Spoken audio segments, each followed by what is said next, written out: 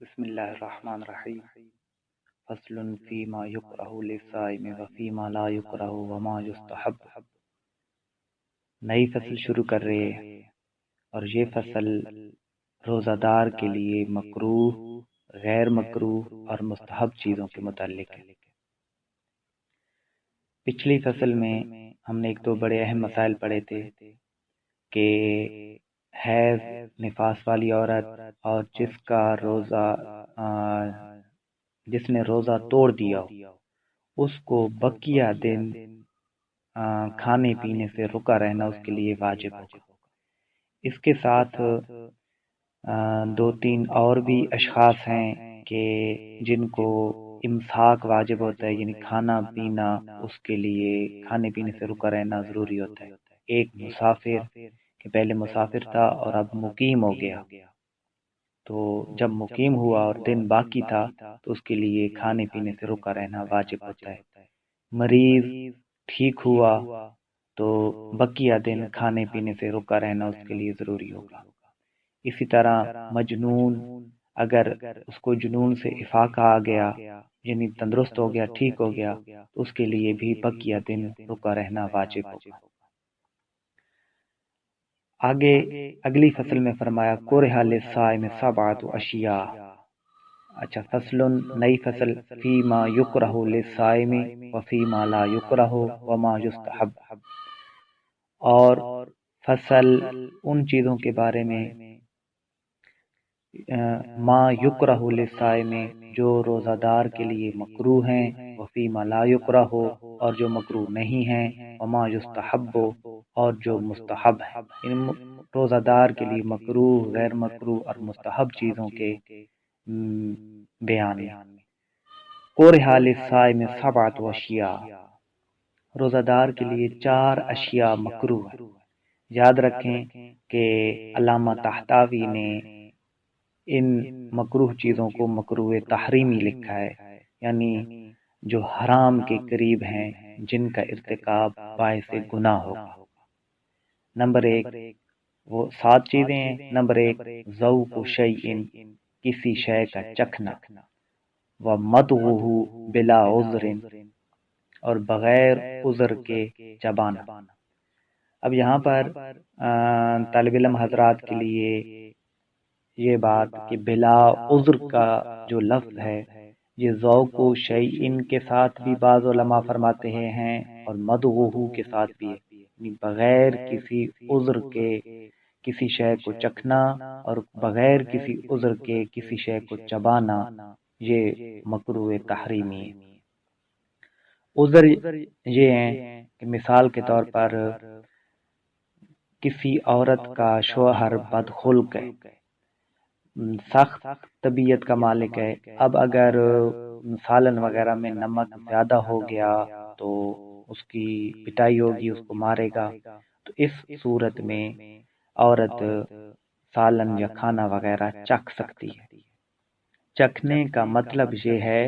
کہ خوراک کا کوئی بھی ذرہ اس کے پیٹ حلق کے نیچے نہ جائے، یعنی صرف وہ چیز زبان پر لگا لے یا چبا کر دیکھ لے۔ حلق کے نیچے کوئی چیز نہیں جائے گی، حلق کے نیچے اگر جائے گی تو پھر روزہ ہی ٹوٹ جائے گی۔ اسی طرح کوئی شخص ایسی جگہ کوئی چیز خرید رہا ہے کہ وہاں پر اس کو دھوکے کا اندیشہ ہے کہ مجھ سے دھوکا ہو جائے گا، تو یہ مجبوری ہے، اب اس شے کو چبا کر دیکھ سکتا ہے یا زبان پر لگا کر دیکھ سکتا ہے، یعنی چکھ سکتا ہے۔ لیکن چکھنے کا پھر میں مطلب یہ بتلا رہا ہوں، چکھنے کا مطلب یہ نہیں ہے کہ تھوڑی سی نگل لی جائے، نگلنا نہیں بلکہ زبان پر رکھنا اور چبانا مراد ہے۔ حلق کے نیچے کوئی بھی خوراک کا ذرہ نہیں جانا چاہیے۔ اسی طرح اگر عورت بچے کو کوئی چیز کھلانا چاہ رہی ہے، اب اس کے پاس کوئی ایسی حیض اور نفاس والی عورت بھی نہیں ہے کہ جس کو چبوا لے، جس سے چیک کروا لے، اب وہ خود بچے کو کھلانے کے لیے چکھنا چاہ رہی ہے یا چبانا چاہ رہی ہے تو وہ عذر ہے، وہ چبا سکتی ہے یا چکھ سکتی ہے۔ ومضغ العلق، اور ایلک کو چبانا، ایلک ویسے درخت کی گوند وغیرہ کو کہتے ہیں کہ جس کو یا کوئی ایسی چیز جس کو چبایا جائے اور وہ گھلے نہ، منہ میں گھلتی نہ ہو، جیسے چغم یا ببل وغیرہ ہے جو بچے کھاتے رہتے ہیں، کس کو منہ میں چبایا جائے تو یہ گھلتی نہیں ہے، تو اسی طرح گوند وغیرہ کو چبانا یہ بھی مکروہ تحریمی ہے۔ اس وجہ سے یہ چیزیں مکروہ تحریمی ہیں کہ بہت زیادہ اندیشہ ہے کہ یہ کام کرنے سے روزہ ٹوٹ جائے گا، یہ روزے توڑنے کے بہت زیادہ قریب ہوتی ہے، یعنی تھوڑا سا بھی چبانے سے یا چکھنے سے یا ایلک کے چبانے سے، یعنی گوند وغیرہ کے چبانے سے کچھ بھی اگر اندر چلا گیا تو روزہ ٹوٹ جائے گا۔ والقبلۃ والمباشرۃ ان لم یأمن فیہما علی نفسہ الانزال او الاجماع فی ظاہر الروایہ۔ چوتھی اور پانچویں چیز یہ بتلائی، قبلہ یعنی چومنا، والمباشرہ اور مباشرہ، ان لم یأمن فیہما علی نفسہ، یعنی اپنی بیوی کا بوسہ لینا یا بیوی سے مباشرت کرنا۔ جہاں مباشرت سے مراد یہ کہ بیوی کپڑوں سمیت بیوی کو چھونا یا بیوی کے ساتھ لپٹنا، بیوی کا بوسہ لینا یا بیوی کے ساتھ لپٹنا، ان لم یأمن فیہما، اگر اس کو ان دونوں صورتوں میں علی نفسہ اپنے آپ پر امن نہ ہو، یعنی اپنے آپ پر امن نہ ہو، اپنے آپ پر اس کو اعتبار نہ ہو یا اطمینان نہ ہو۔ کس چیز کا؟ الانزال والاجماع، انزال یا جماع، یعنی اگر کسی شخص کو جماع یا انزال کا اپنے آپ پر اعتبار نہیں ہے تو قبلہ اور مباشرہ یعنی چومنے اور لپٹنے میں عورت کو لپٹانا اس کے لیے مکروہ تحریمی ہوگا، کہ اس کو یہ اعتبار نہیں ہے اپنے آپ پر کہ اگر چومے گا تو انزال ہو جائے گا یا وہ جماع کر بیٹھے گا، یا اپنی بیوی کو اپنے جسم کے ساتھ لپٹائے گا تو اس کو اپنے آپ پر اعتبار نہیں ہے کہ انزال ہو جائے گا یا جمع ہو جائے گا، تو اگر اپنے آپ پر اعتبار نہیں ہے، اپنے آپ پر امن کی کیفیت نہیں رکھتا، تو پھر اس کے لیے قبلہ اور مباشرت مکروہ تحریمی ہوں گی۔ ہاں، اگر چومنے سے یا لپٹانے سے اپنے آپ پر اعتماد ہے کہ اس کو انزال نہیں ہوگا یا جماع بھی نہیں کر بیٹھے گا تو پھر اس کے لیے قبلہ اور مباشرت مکروہ نہیں ہوگی۔ فی ظاہر روایہ، ظاہر الروایہ میں یہی ہے، یعنی وہ جو مشہور کتابیں ہیں پیچھے ہم نے ذکر کی تھیں 6 مشہور کتابیں، ان میں مسئلہ یہی اسی طرح لکھا ہوا ہے۔ کیا مسئلہ؟ مسئلہ یہ بتلایا کہ اپنی بیوی کو چومنا اور اپنی بیوی کو اپنے جسم کے ساتھ لپٹانا یہ اس وقت مکروہ ہے جب اپنے آپ پر انزال اور جماع کا اعتبار نہ ہو، کہ وہ جماع کر بیٹھے گا یا انزال کر بیٹھے گا، اپنے آپ پر اعتماد نہ ہو۔ اور اگر اپنے آپ پر اعتماد ہے تو پھر قبلہ اور مباشرت یہ اس کے لیے جائز ہوگی۔ اب یہاں پر ایک اور بات بھی یاد رکھیں کہ قبلہ اور مباشرہ کی دو قسمیں، یہاں وہی جو میں نے بتلا دی، چومنا اور کپڑوں سمیت بیوی کو لپٹانا، ایک اور بھی قسم ہے جس کو قبلہ فاحشہ اور مباشرہ فاحشہ کہتے ہیں۔ قبلہ فاحشہ یہ ہے کہ یعنی شوہر کا اپنی بیوی کے ہونٹ یا زبان کو چوسنا، ہونٹوں کو چوسنا، اور مباشرت یہ ہے کہ بغیر کپڑوں کے شرمگاہوں کا آپس میں ملنا، یہ مباشرت فاحشہ کہلاتی ہے۔ یاد رکھیں، قبلہ فاحشہ یعنی ہونٹوں کو چوسنا یا مباشرہ فاحشہ بغیر کپڑوں کے شرمگاہوں کا آپس میں ملنا، یہ مطلقاً مکروہ تحریمی، یعنی ان کی کسی بھی صورت چاہے اپنے آپ پر امن ہو تب بھی ان دونوں کی اجازت نہیں ہے، قبلہ فاحشہ کی اور مباشرہ فاحشہ کی۔ جہاں قبلہ اور مباشرہ مطلقاً ذکر کیا یعنی مطلقاً چومنا، یہاں قبلہ فاحشہ اور مباشرہ فاحشہ مراد نہیں۔ وجمع الریق فی الفم میں ثم ابتلاء، چھٹی چیز جو بتلا رہے ہیں کہ تھوک کو جمع کرنا فی الفم منہ میں، ثم ابتلاء پھر اس کو نگل لینا، ان تھوک کو منہ میں جمع کر کے نگلنا یہ بھی مکروہ تحریم۔ وما ظن انہ یضاعفہ کالفسد والحجامۃ، ساتویں چیز بتلا رہے ہیں وما ظن، اور جس کو گمان ہو انہ یضاعفہ کہ کوئی فعل اس کو کمزور کر دے گا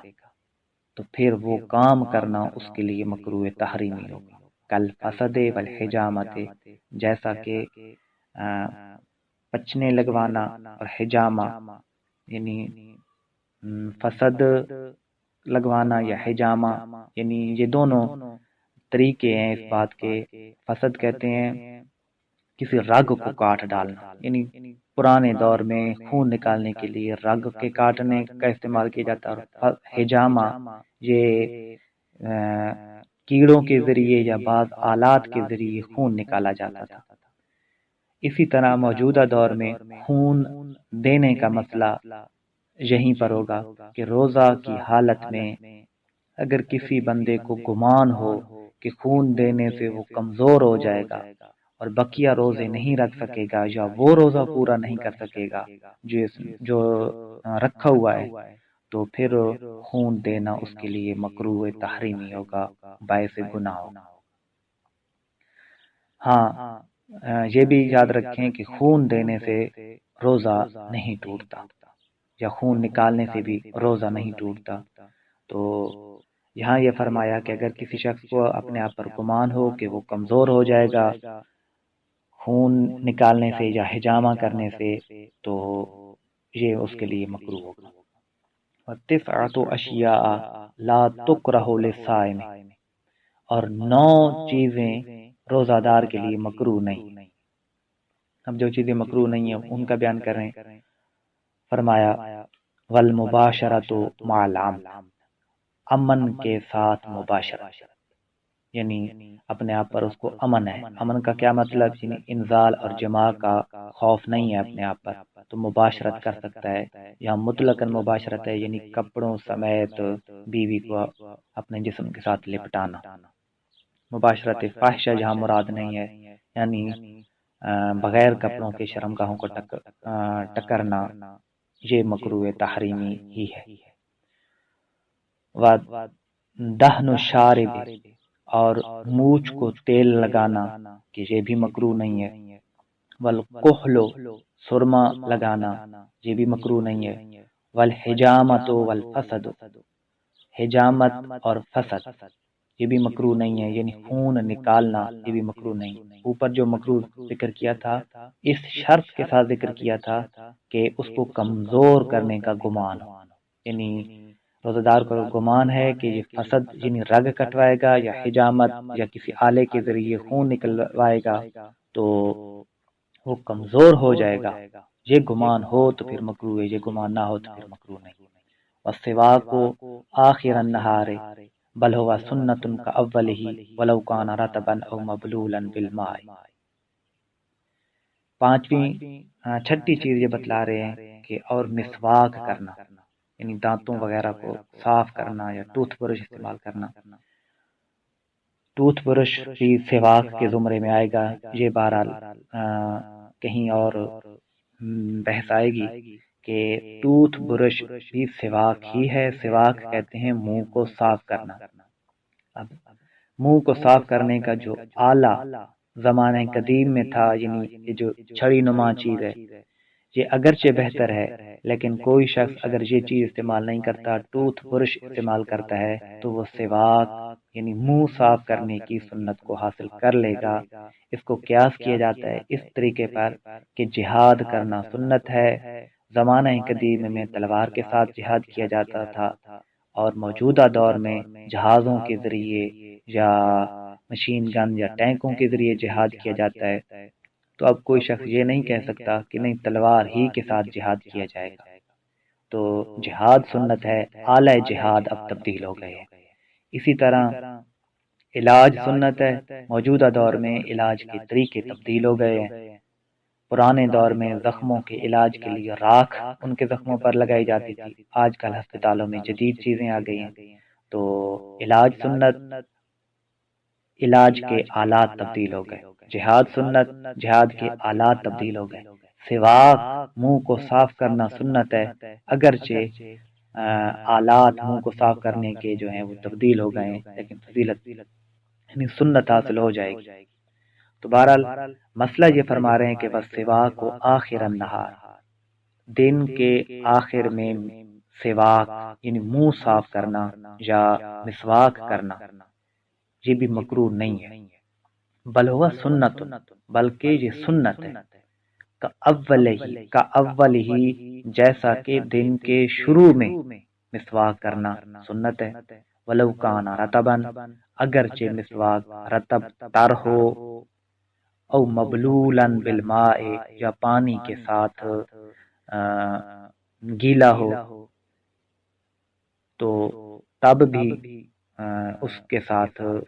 یعنی مسواک کر سکتے ہیں۔ اس کی وجہ یہ ہے کہ امام شافعی فرماتے ہیں کہ آخر نہار یعنی زوال کے بعد مسواک کرنا روزہ دار کے لیے مکروہ ہے۔ اس کی وجہ یہ امام شافعی دیتے ہیں کہ چونکہ حدیث مبارکہ میں آتا ہے کہ روزہ دار کے منہ کی بو اللہ تعالیٰ کو کستوری سے بھی زیادہ پسند ہے، تو اگر زوال کے بعد وہ مسواک کرے گا تو اس کے منہ کی جو بو ہے وہ ختم ہو جائے گی۔ اس وجہ سے امام شافعی فرماتے ہیں کہ زوال کے بعد مسواک نہیں کرنا چاہیے، لیکن احناف یہ فرماتے ہیں کہ اس سے مراد حدیث مبارکہ سے مراد فضیلت ہی ہے، وہی حصی جو بو ہے وہ مراد نہیں لی جا سکتی، بلکہ یہ سنت ہے۔ سنت اس وجہ سے ہے کہ مسواک کے بارے میں احادیث جو آئی ہیں وہ مطلقاً آئی۔ حدیث مبارکہ کا مفہوم ہے کہ مسواک کے ساتھ ایک نماز پڑھنا بغیر مسواک کے پڑھی ہوئی نمازوں سے 70 گنا زیادہ فضیلت والی ہوتی ہے، 70 گنا مسواک کے ساتھ نماز کا ثواب بڑھ جاتا ہے۔ تو یہ مطلقاً حضور صلی اللہ علیہ وسلم نے ارشاد فرمایا، تو یہ روزہ دار کی عصر کی نماز کے لیے بھی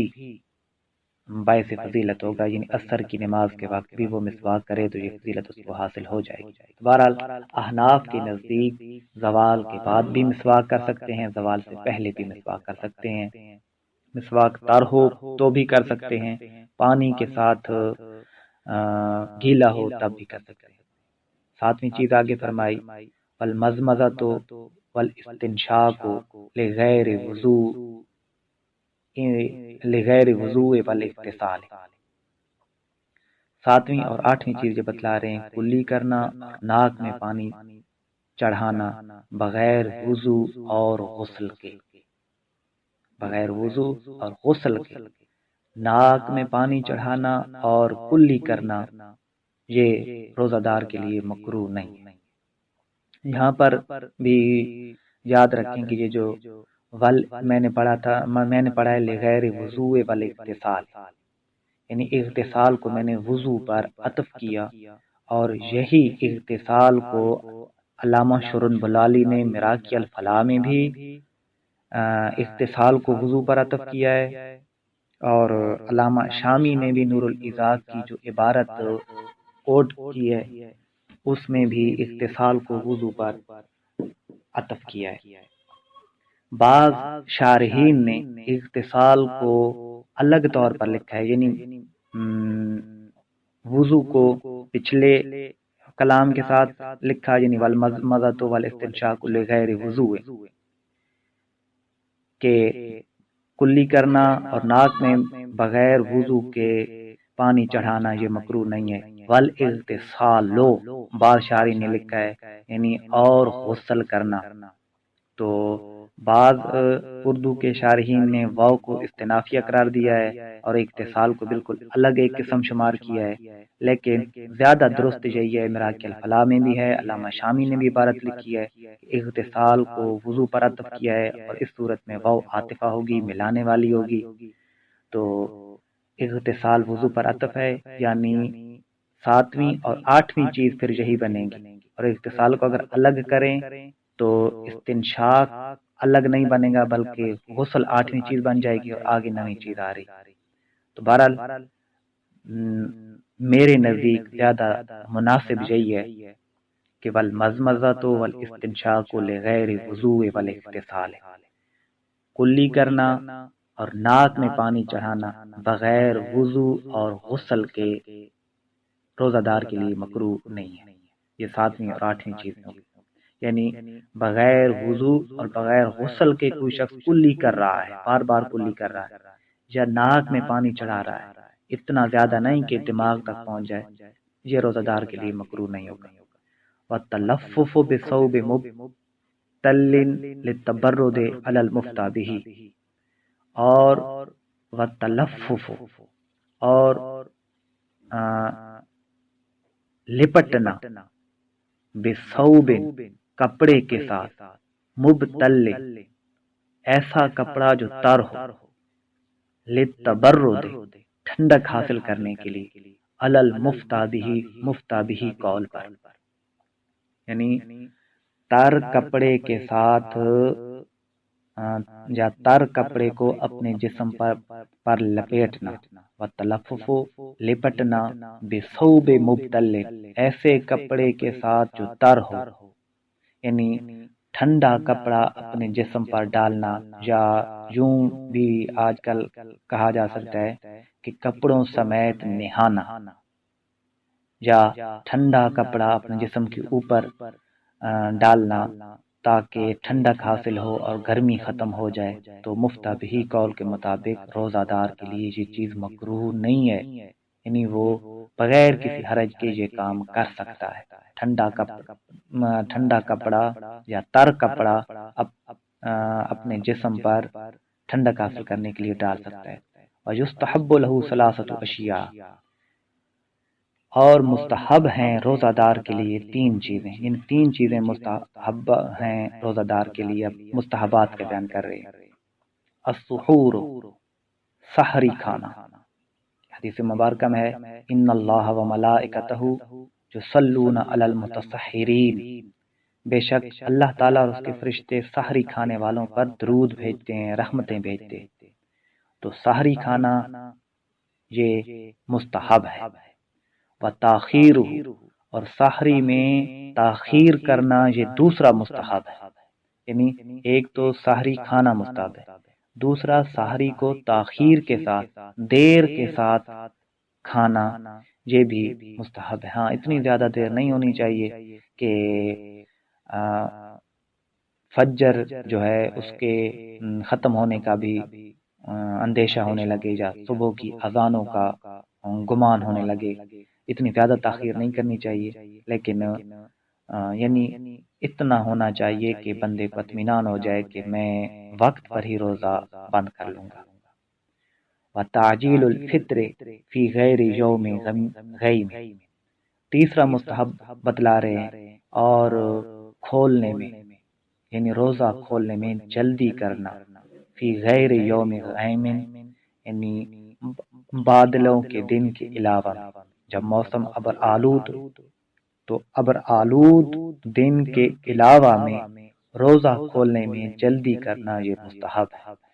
اب موجودہ دور میں چونکہ گھڑیوں کا دور ہے اور موسم وغیرہ کو یا سورج وغیرہ کے ڈوبنے کو نہیں دیکھا جاتا، موجودہ دور میں شہروں میں کیونکہ بہت زیادہ اذانیں دی جاتی ہیں، کچھ وقت کچھ جلدی دی جاتی ہیں، کچھ تاخیر سے دی جاتی ہیں، تو